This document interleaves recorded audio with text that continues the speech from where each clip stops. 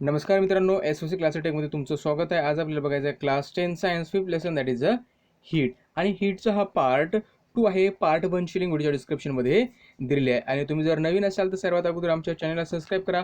सोबतच video like आणि share करायला विसरू नका. आणि पार्ट 2 मध्ये आपल्याला बघायचं आहे ड्यू पॉईंट अँड ह्युमिडिटी. तर मित्रांनो, ड्यू पॉईंट काय आहे, ह्युमिडिटी काय आहे, हे सर्व आपण डिस्कस करणार आहे. पण त्या अगोदर आपण ह्युमिडिटी थोडक्यात जाणून घेऊया. तर बघा मित्रांनो, ह्युमिडिटी म्हणजे काय, एक प्रकारचं मॉइश्चर असते. काय असते? एक प्रकारचं moisture. The presence of the water vapour in the atmosphere is called the humidity. म्हणजे वॉटर वेपर ॲटमॉस्फिअरमध्ये प्रेझेंट असतात, ठीक आहे, त्याला आपण ह्युमिडिटी म्हणतो सोप्या भाषेमध्ये. ठीक आहे. आता तुम्हाला माहिती आहे की 71% जो आपल्या अर्थचं सरफेस आहे हे पाण्याने कव्हर झालेलं आहे. त्याच्यामुळे काय होते, कंटिन्युअस इव्हॅपोरेशन होत असते त्या पाण्याचं.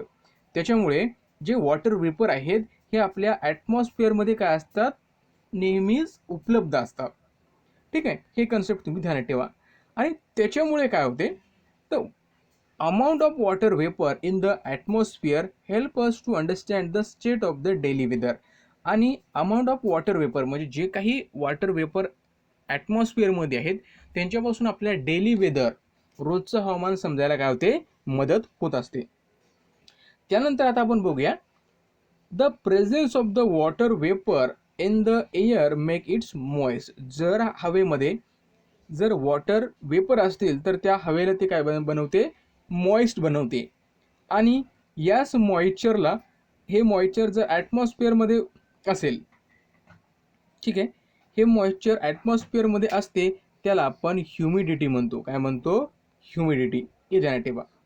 For given volume of air at a specific temperature there is a limit how much water vapor the air can contain. बघा, एक स्पेसिफिक व्हॉल्यूमला, एखाद्या गिवन व्हॉल्यूमला आणि स्पेसिफिक टेम्परेचरला, म्हणजे विशिष्ट व्हॉल्यूम असा आणि विशिष्ट टेम्परेचर, अशा टेम्परेचरला त्या एअरमध्ये किती वॉटर वेपर असायला पाहिजे त्याचं एक आहे लिमिट आहे. ठीक आहे, त्याचं काय, एक लिमिट आहे, त्याचं एक लिमिट आहे. If the amount of exceed the limit, the excess water vapor convert into the water droplet. आणि त्या लिमिटच्या वर जर त्या एअरमध्ये वॉटर वेपर असतील तर ते excess water vapour will convert into the water droplets. आणि त्याचा वॉटर ड्रॉपलेटमध्ये ते कन्वर्ट होतात, म्हणजे पाण्याच्या थेंबामध्ये. When the air contains the maximum possible water vapour, maximum possible, possible पण कसे, मॅक्झिमम. ठीक आहे. It's said to be saturated with the vapour at the temperature.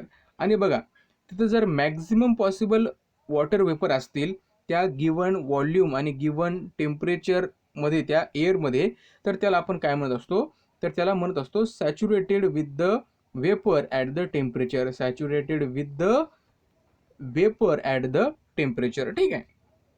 The amount of vapour needed to saturate the air. बघा, amount of vapour needed to saturate the air is depend on the temperature of the air. आता बघा, एअरला saturate करण्यासाठी, एअरला saturate करण्यासाठी किती water vapour लागतात हे कशावर depend असते, तर हे डिपेंड असते त्या एअरच्या टेम्परेचरवर. कशावर डिपेंड असते? एअरच्या टेम्परेचरवर. If the temperature is low, जर टेम्परेचर कमी असेल, it will need a less vapour to saturate the air. तर त्यावेळेस कमी वेपर लागतील त्या एअरला सॅच्युरेट करण्यासाठी. For example, if the temperature of the air is 40 centigrade, it can contain a 49 grams of water vapor per kilogram of the dry air without condensation. If the amount of vapor exceeds the limit, the additional vapor will condense. However, the temperature of the air is 20 centigrade. बघा, it contains the only 14.7 gram of water vapor per kilogram of the dry air without condensing. आता याच्यामध्ये काय सांगितलं आहे की आपल्याला जर temperature जर लो असेल, टेम्परेचर जर कमी असेल, तर वॉटर वेपर सुद्धा कमी लागतील त्या एअरला सॅच्युरेट करण्यासाठी. मग आता टेम्परेचर किती आहे, 40 डिग्री सेंटीग्रेड आहे, तर इथं आपल्याला 49 ग्राम्स वॉटर वेपर लागतात पर किलोग्राम ऑफ ड्राय एअरला. कशासाठी? तर त्या एअरला सॅच्युरेट करण्यासाठी. मग टेम्परेचर जर आपण कमी केलं, 20 डिग्री सेंटीग्रेड केलं, तर आपल्याला फक्त 14.7 ग्राम वॉटर वेपर लागतील त्याला काय करण्यासाठी, सॅच्युरेट करण्यासाठी. तर हे तुम्ही एक सोप्या भाषेमध्ये ध्यानात ठेवू शकता. त्यानंतर if the vapour content in the air less that the maximum limit then the air said to be unsaturated. बघा, ते वॉटर वेपर आहेत एअरमध्ये, ते मॅक्झिमम लिमिटपेक्षा कमी आहेत, म्हणजे त्याला आपण असं म्हणू शकतो then air said to be unsaturated. त्याला काय म्हणतो, एअर आपण अनसॅच्युरेटेड एअर असं म्हणतो कधी, जर वॉटर वेपर कमी असेल तर. ठीक आहे. आता बघा, suppose unsaturated air at a certain temperature is taken and its temperature is decrease. बघा, अनसॅच्युरेटेड एअर आपण घेतलं, ठीक आहे, असं विशिष्ट टेम्परेचरला इज टेकन आणि इट्स टेम्परेचर इज डिक्रीज, नंतर त्याचं आपण टेम्परेचर कमी केलं, ठीक आहे त्याच्यापेक्षा कमी केलं, तर temperature is reach at which the air become a saturated with the vapour. आणि त्याच्यामुळे काय होईल, आपल्याला माहीत आहे की काय त्याच्यामध्ये अनसॅच्युरेटेड आहे. अनसॅच्युरेटेड म्हणजे काय, त्याच्यामध्ये जे वॉटर वेपर आहेत ते कमी आहेत. वॉटर वेपर काय कमी आहे, टेम्परेचर जास्त आहे. आणि जर आपण टेम्परेचर जर कमी केलं तर काय होईल, त्याचा जो त्याला सॅच्युरेट करण्यासाठी वापर काय लागतील, वॉटरचे जे वेपर लागतील, वॉटर वेपर ते सुद्धा कमी लागतील. मग अशा वेळेस काय होईल, ते अशा पॉईंटपर्यंत पोहोचेल की त्याचं जो काय म्हणूया, त्याचा जो एअर आहे ते सॅच्युरेटेड बनेल. ठीक आहे, काय बनेल, सॅच्युरेटेड.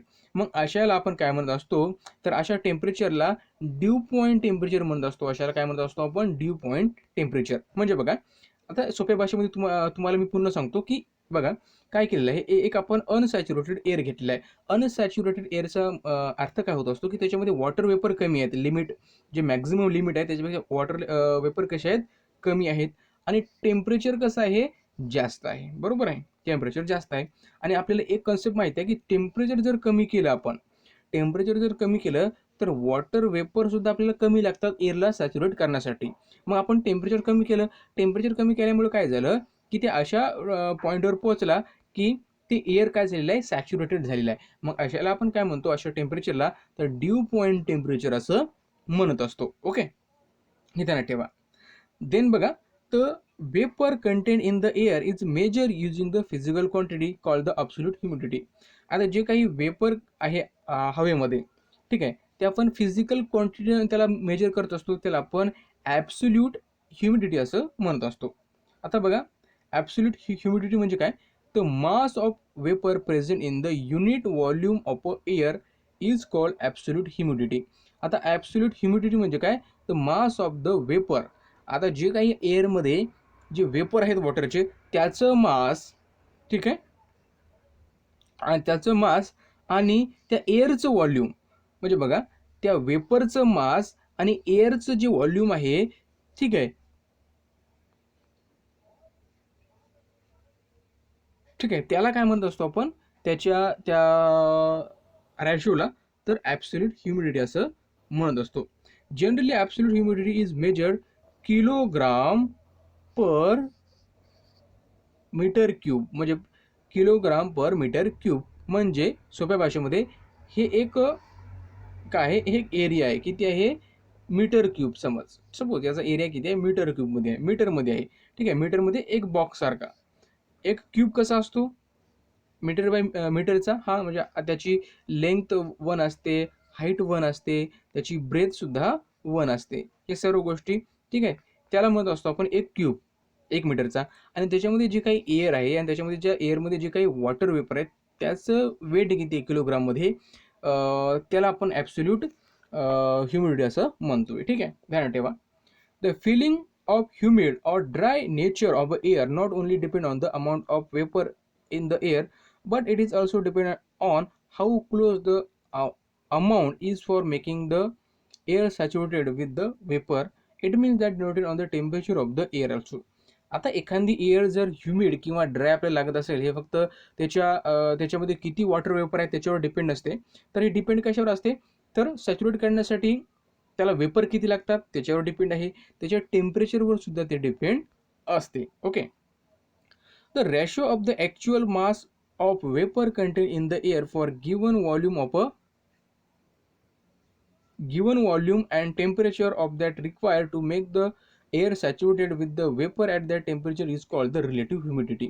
सर्वात महत्त्वाचं आहे, डेफिनेशन तुम्हाला एक्झाममध्ये विचारलं जाऊ शकते रिलेटिव्ह ह्युमिडिटीची. आता रिलेटिव्ह ह्युमिडिटीची डेफिनेशन काय आहे, द रॅशो, हा रॅशो आहे कशाचा, actual mass of vapour content in the air for given volume. जे काय आपल्याला व्हॉल्यूम दिलं आहे त्याच्यामध्ये मास किती आहे, त्या वेपरचं मास किती आहे. ठीक आहे, म्हणजे मास किती आहे. देन टेम्परेचर टू दॅट, आणि त्याचं टेम्परेचर किती आहे.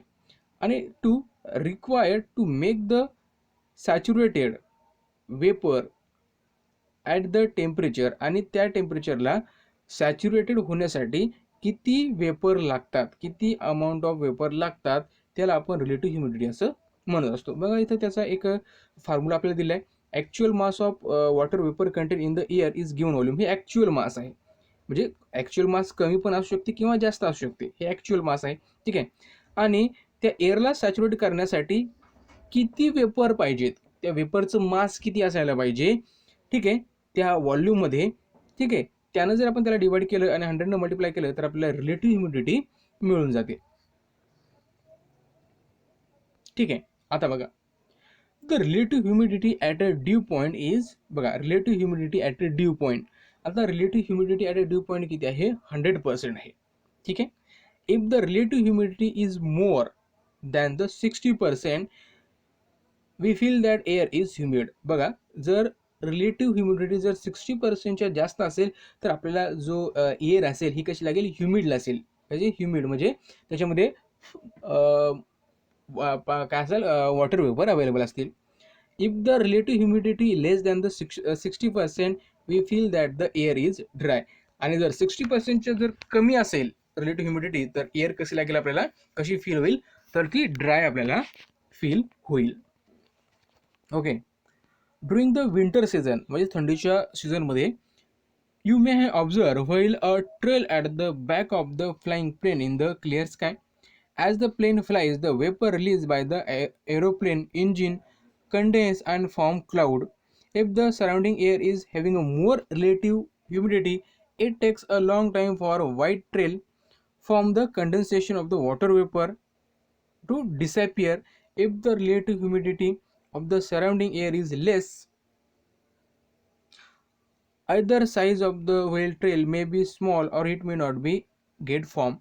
बघा मित्रांनो, थंडीच्या दिवसामध्ये काय होत असते, त्यावेळेस जर तुम्ही जेट वगैरे बघितलं असेल, फ्लाइंग प्लेन, जर तुम्ही त्याच्या मागे तुम्हाला काय दिसेल तर त्याची एक जेट बाहेर निघालेली दिसेल. ठीक आहे, म्हणजे तुम्हाला त्याच्यामधून एरोप्लेनमधून जे काही वॉटर वेपर रिलीज झालेला दिसते. ठीक आहे, त्यावेळेस काय होईल, त्याच्यामधून तुम्हाला एक जेट तयार झालेला दिसते, त्याचा एक वे तयार झालेला दिसतो. पण जर तिथं रिलेटिव्ह ह्युमिडिटी जर कमी असेल तर ते तुम्हाला दिसणार पण नाही. ठीक आहे, आता नंतर आपल्याला ट्राय दिसमध्ये 2 प्रश्न विचारलेत, एकदम सोपे आहेत. असं आपल्याला करायला सांगितलं आहे. ठीक आहे, तुमच्या घरी रेफ्रिजरेटर असेल. ठीक आहे, take a bottle of the cold water out of the refrigerator and keep it outside for while observe the outer surface of the bottle. तुमच्या घरी जर रेफ्रिजरेटर असेल तर काय करायचं तुम्हाला, तर तुमची घरी पाण्याची बॉटल असेल ठेवली त्याच्यामध्ये, तर ती एकदम थंडी झालेली बाहेर काढून ठेवायची आहे. आणि काही वेळानंतर तुम्हाला काय ऑब्झर्व होते, काय दिसते त्या बॉटलच्या सरफेसवर, हे तुम्हाला बघायचं आहे. सेकंड आहे, drop of the water can be observe on the outer surface of the bottle. In the same way, if we observe the leaves of the plant or grass or windows of the glass of the vehicle in the early morning, we see the outer droplet collect on the surface. बघा मित्रांनो, जर तुम्ही बाहेर bottle ठेवली त्याच्यावर काय दिसते ते बघा, आणि नंतर बघा जर सकाळी सकाळी जर तुम्ही उठले तर तुमच्या विंडोजवर किंवा आपल्या घरासमोर जे झाडं असतात त्यांच्या पानावर आपल्याला काय दिसतात, वॉटर ड्रॉपलेट स्टॅग्नेट झालेले दिसतात. ठीक आहे, वॉटर जे ड्रॉपलेट असतात ते काय झालेले आपल्याला जमा झालेले दिसतात. याचा अर्थ काय आहे, याचा अर्थ इथं आपल्याला काय दिसतोय, थ्रू दिस टू ऑब्झर्वेशन, जर हे दोन्ही ऑब्झर्वेशन तुम्ही बघितले, we sense the presence of the water vapour in the atmosphere. आता आपल्याला असं समजेल की ॲटमॉस्फिअरमध्ये पाण्याचं प्रमाण आहे किंवा वॉटर वेपर त्याच्यामध्ये उपलब्ध आहे. वेन द एअर कूल्ड, आता बघा ज्यावेळेस हवेला आपण थंड करतो, तुम्हाला माहिती आहे ज्यावेळेस आपण रेफ्रिजरेटर मधनं जी बॉटल बाहेर काढली म्हणजे काय, त्या बॉटलच्या आजूबाजूचा जो एरिया आहे तिथलं जो एअर आहे, ठीक आहे, आजूबाजू जो एरिया आहे जवळपासचा, तिथला जो एअर आहे, हवा आहे, ती काय होईल, त्या बॉटलच्या सानिध्यात असल्यामुळे ती सुद्धा थंड होईल. आणि थंड झाल्यामुळे काय होईल, जे काही त्या ॲटमॉस्फिअरमध्ये वॉटर वेपर आहे, वॉटर वेपर अवेलेबल आहे, ते कूल होतील आणि it will turn into the water droplet आणि ते वॉटर ड्रॉपलेटमध्ये कन्वर्ट होतील. Due to the decrease in a temperature, it becomes saturated with the water vapor. As a result, the excess water vapor get converted into the tiny droplets. आणि काय होईल, थंड केल्यामुळे saturated काय होईल, ते सॅच्युरेटेडमध्ये कन्वर्ट होईल, ते एअर काय होईल, अनसॅच्युरेटेडचं सॅच्युरेटेडमध्ये ती एअर कन्वर्ट होईल आणि सॅच्युरेट झाल्यामुळं त्याच्यामध्ये जी काही एक्सेस वॉटर आहे, त्या एअरमध्ये जे काही एक्सेस वॉटर वेपर आहेत ते कन्वर्ट होतील कशामध्ये, टिनी ड्रॉपलेट्समध्ये. ठीक आहे. त्याच्यामुळे आपल्याला ते बॉटलच्या बाहेर किंवा वनस्पतीवर सकाळी सकाळी आपल्याला ते वॉटर ड्रॉपलेट आपल्याला स्टॅग्नेट झालेले दिसत असतात. The due point temperature is decided by the amount of vapour in the air. आता जे ड्यू पॉईंट टेम्परेचर असते हे आपण डिसाईड करतो कशानं, amount of water vapour present in the air. म्हणजे एअरमध्ये वॉटर वेपर किती प्रेझेंट आहे त्याचा अमाऊंट काय आहे त्यावरनं आपण ड्यू पॉईंट टेम्परेचर डिसाईड करत असतो. ओके, आय होप तुम्हाला हा कन्सेप्ट समजला असेल. त्यानंतर युनिट ऑफ हीट. आता आपण अगोदरच बघितलं डिफरन्स टेम्परेचर आणि हीटमधला, त्याच्यामध्ये आपण युनिटसुद्धा बघितलेलं आहे, तरी पुन्हा एकदा बघू. तर unit of the heat are joule in a SI. आता SI युनिटमध्ये हीटचं जे युनिट आहे ते आहे जूल आणि CGS मध्ये आहे कॅलरीज. CGS मध्ये आहे कॅलरीज. ओके, आता बघा 1 कॅलरी हीट म्हणजे काय. आता आपल्यासमोर प्रश्न पडला असेल 1 कॅलरी हीट म्हणजे काय. 1 कॅलरी हीट, तर बघा इथं आपल्याला एकदम सोप्या भाषेत सांगितलेलं आहे. The amount of heat necessary to raise the temperature of 1 gram of the water by the 1 centigrade from 14.5 centigrade to the 15.5 centigrade is called 1 calories heat. आता 1 कॅलरीज हीट म्हणजे काय आहे, तर 1 ग्राम वॉटरचं 1 सेंटीग्रेडने टेम्परेचर वाढवायचं असेल. बघा काय आहे, आपल्याकडे 1 ग्राम वॉटर आहे आणि त्याचं टेम्परेचर किती आहे, 14.5 सेंटीग्रेड आहे. 1 ग्राम वॉटरचं जे टेम्परेचर आहे ते आहे 14.5 सेंटीग्रेड. याला आपल्याला काय करायचं आहे, वाढवायचं आहे आणि वाढून आपल्याला 15.5 सेंटीग्रेड करायचं आहे. म्हणजे जे टेम्परेचर वाढणार आहे ते 1 सेंटीग्रेडनं वाढणार आहे. याचा अर्थ हे वाढवण्यासाठी जे काही अमाऊंट ऑफ हीट लागणार आहे, 1 सेंटीग्रेड टेम्परेचर वाढवण्यासाठी म्हणजे 14.5 पासून वाढवण्यासाठी जे काही हीट लागणार आहे त्याला आपण 1 कॅलरी हीट म्हणतो. त्याला काय म्हणतो आपण, 1 कॅलरी हीट. ठीक आहे, हे ध्यानात ठेवा. आता तुम्ही म्हणत असाल की 14.5 टू 15.5 काय घेतलेलं आहे. तर बघा मित्रांनो, तर प्रत्येक टेम्परेचरला म्हणजे टेम्परेचर आपण चेंज केलं तर त्याची जी काही अमाऊंट ऑफ हीट असते required to raise the temperature by 1 centigrade ते सुद्धा चेंज होते. म्हणजे बघा आपल्याला जर 1 सेंटीग्रेड जर टेम्परेचर वाढवायचं असेल, ठीक आहे, एखाद्या ऑब्जेक्टचं, तर ते जर आपण वेगवेगळ्या टेम्परेचर रेंजला जर घेतलं तर ते वेगवेगळं येते. त्यासाठी आपण कन्सिडर केलं की आपल्याला 15.5 टू 14.5 टू 15.5 पर्यंत हीच रेंज आपल्याला घ्यायची आहे, ही स्टँडर्ड रेंज. ठीक आहे, म्हणून ठीक आहे. Similarly the amount of heat necessary to rise the temperature of 1 kilogram of the water through a 1 centigrade from 14.5 centigrade to the 15.5 centigrade is called the 1 kilocalorie heat. बघा 1 kilo calorie म्हणजे काय, 1 kilogram water, 1 kilogram आपल्याकडे water आहे, तिचं temperature आपल्याला 1 सेंटीग्रेडनं वाढवायचं आहे. म्हणजेच 14.5 तिचं टेम्परेचर अगोदरच आहे, 15.5 पर्यंत न्यायचं आहे, 1 सेंटीग्रेडनं वाढवायचं आहे. मग जे काही हीट लागणार त्याला आपण 1 किलो कॅलरी हीट असं म्हणत असतो. ठीक आहे, हे ध्यानात ठेवा. त्यानंतर आपल्याला असा प्रश्न विचारला होता, if we heat 1 kilogram of water by 1 centigrade in a different temperature range than 14.5 centigrade to the 15.5 centigrade, the amount of heat required will be slightly different. बघा जर आपण ही रेंज जर सोडून दिली आणि दुसरी जर रेंज घेतली, समजा 20 0.5 टू द 21.5 सेंटीग्रेड, इथून ही रेंज घेतली तर त्याच्यामध्ये amount of heat required for rise the temperature त्याच्यामध्ये थोडासा फरक येऊ शकतो.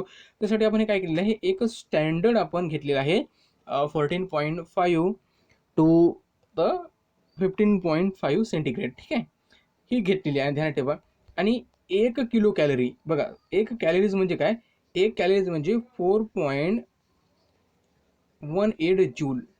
ध्यानात ठेवा, 1 कॅलरीज म्हणजे काय होते, 4.18 जूल. 1 कॅलरीचा अर्थ होत असतो 4.18 जूल. त्यानंतर महत्त्वाचे सायंटिस्ट आपल्याला बघायचे आहे ते म्हणजे जेम्स प्रेस्कॉट जूल. यांचा जन्म 1818 मध्ये झाला आणि 1889 मध्ये त्यांचा मृत्यू झाला.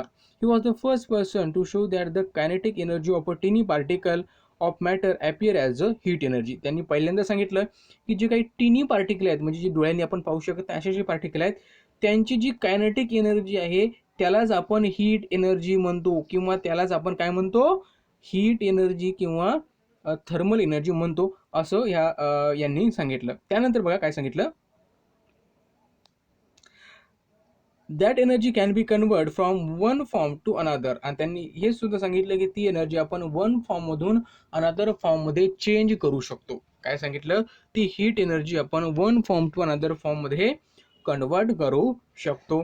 आणि त्यांनी पुन्हा आपल्याला फर्स्ट लॉ ऑफ थर्मोडायनॅमिक्सचा लॉ सुद्धा आपल्याला यांनी काय केलेलं आहे, दिलेलं आहे. त्यानंतर unit of heat is called the joule after him. आणि त्यांच्या मृत्यूनंतर मग त्या हीटला युनिट देण्यात आलं जूल. ठीक आहे, त्यांच्या सन्मानार्थ. त्यानंतर आपल्याला हीट कॅपॅसिटी बघायची आहे, specific heat capacity. Specific heat capacity म्हणजे काय, तर मित्रांनो स्पेसिफिक हीट कॅपॅसिटी म्हणजे काय, the amount of heat required to raise the temperature of a unit mass of a object by a 1 centigrade is called the specific heat of the object. आता घ्या, आपल्याकडे एक आयर्न बॉल आहे, ठीक आहे, एक कॉपर बॉल आहे आणि एक लीड बॉल आहे. तिन्ही बॉलला काय केलं आपण, हीट करतो.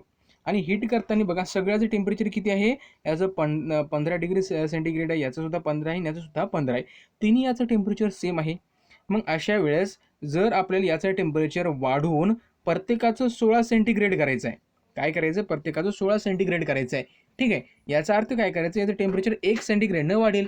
याचा अर्थ 1 सेंटीग्रेडनं वाढवण्यासाठी जी काही हीट हे ॲब्झॉर्ब करतील किंवा ग्रहण करतील त्याला म्हणायचं स्पेसिफिक हीट ऑफ कॅपॅसिटी. त्याला काय म्हणतो आपण, स्पेसिफिक हीट ऑफ कॅपॅसिटी किंवा स्पेसिफिक हीट आपण त्या ऑब्जेक्टची म्हणत असतो.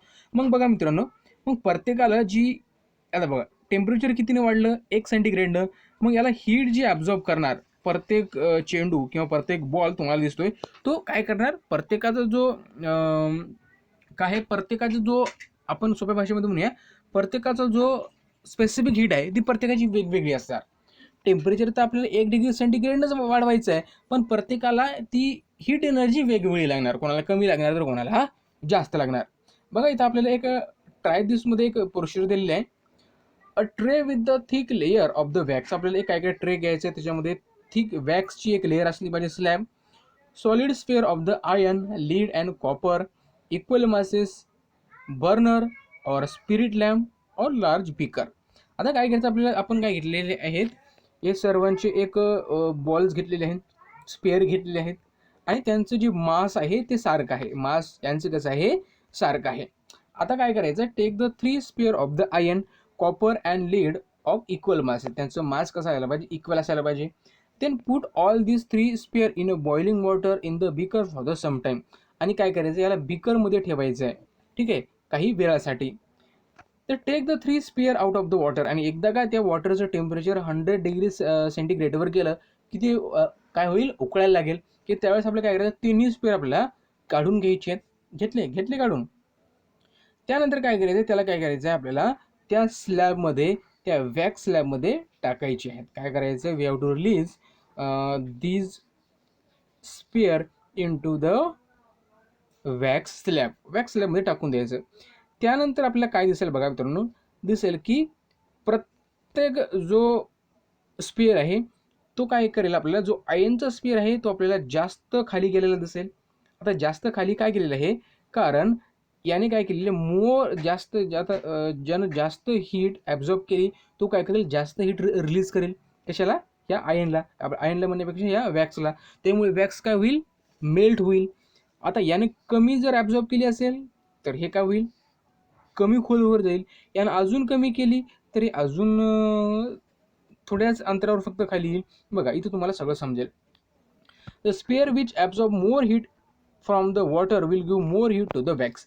आणि ज्याने सर्वात जास्त हीट ॲब्झॉर्ब केली त्या वॉटरमधनं ते सर्वात खाली येईल. काय येईल? कारण तेवढीच हीट काय करणार, ते वॅक्सला देणार आणि त्याच्यामुळे वॅक्स काय होईल, मेल्ट होईल. ठीक आहे. More wax will does melt and sphere will go deeper in the wax. त्याच्यामुळे जो स्पेअर आहे तो काय येईल, डीपर जाईल वॅक्समध्ये. It can be observe that the iron sphere goes deepest in the wax. आणि आपल्याला तो सर्वात खाली झालेला दिसेल. Lead sphere goes the least and copper sphere goes intermediate depth. आणि बघा याने कमी हीट ॲब्झॉर्ब केली म्हणून हा कमी डेप्थमध्ये आहे. याने खूपच कमी हीट ॲब्झॉर्ब केली म्हणून हो कमी हीट काय करणार, त्या वॅक्सला देणार, म्हणून हे तेवढा खाली जाणार नाही. तर हे आपल्याला समजते. ठीक आहे. ही एक प्रॉपर्टी आहे कशाची, स्पेसिफिक हीट ऑफ कॅपॅसिटीची. याला म्हणतात स्पेसिफिक हीट कॅपॅसिटी. एक प्रॉपर्टी आहे. ठीक आहे. आता बघा त्याची एक आपल्याला ते डेफिनेशन दिली आहे.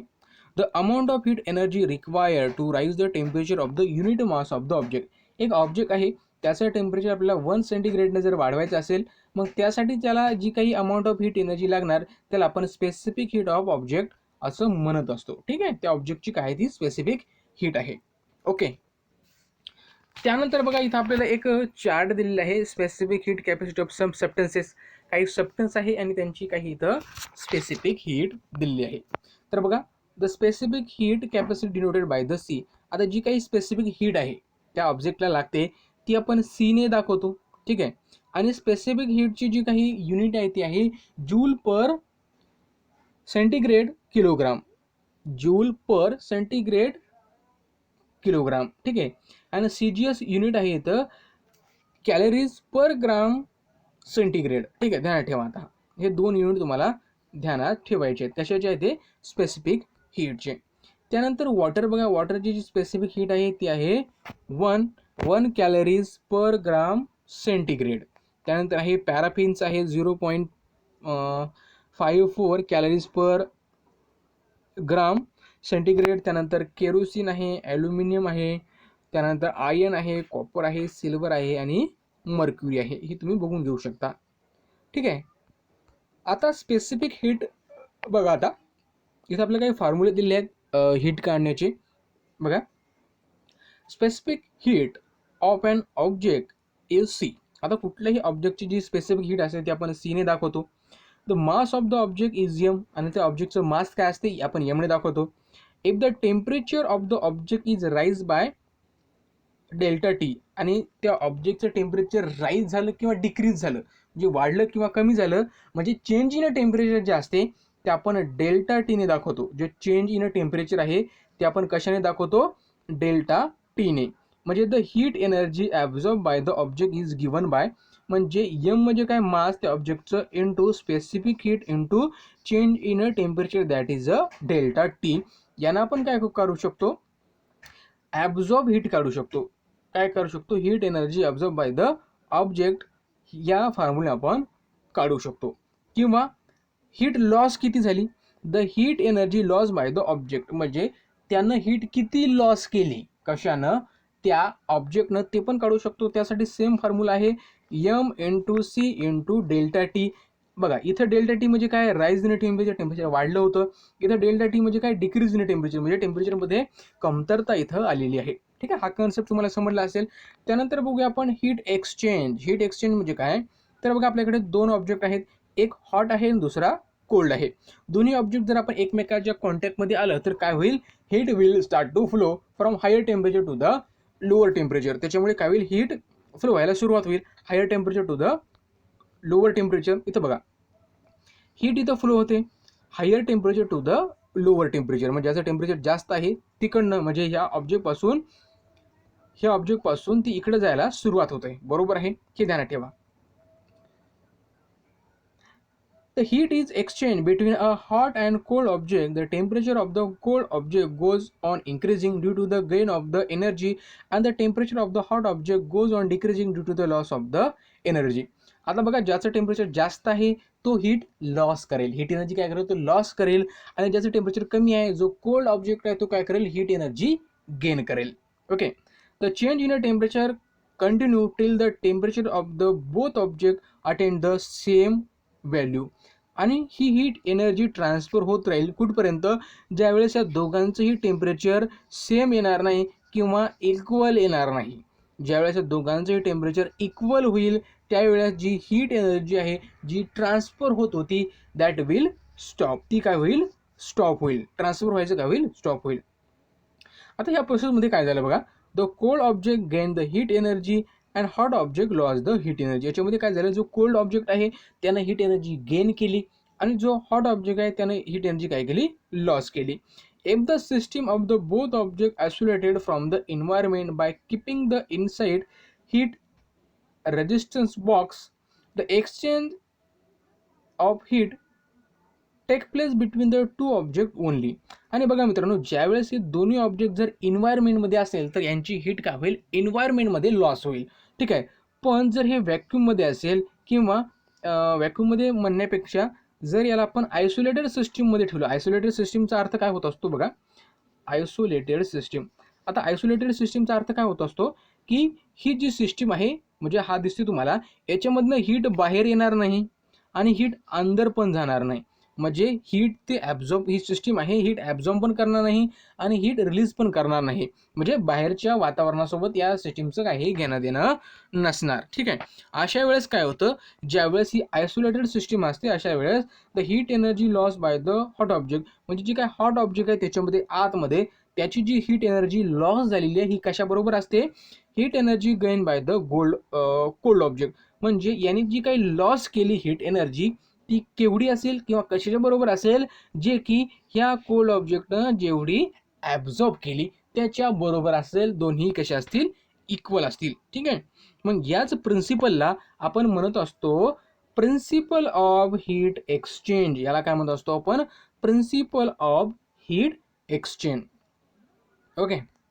आता नंतरचा पॉईंट आणि शेवटचा पॉईंट आहे आपल्या ह्या लेसनमधला, मेजरमेंट ऑफ स्पेसिफिक हीट.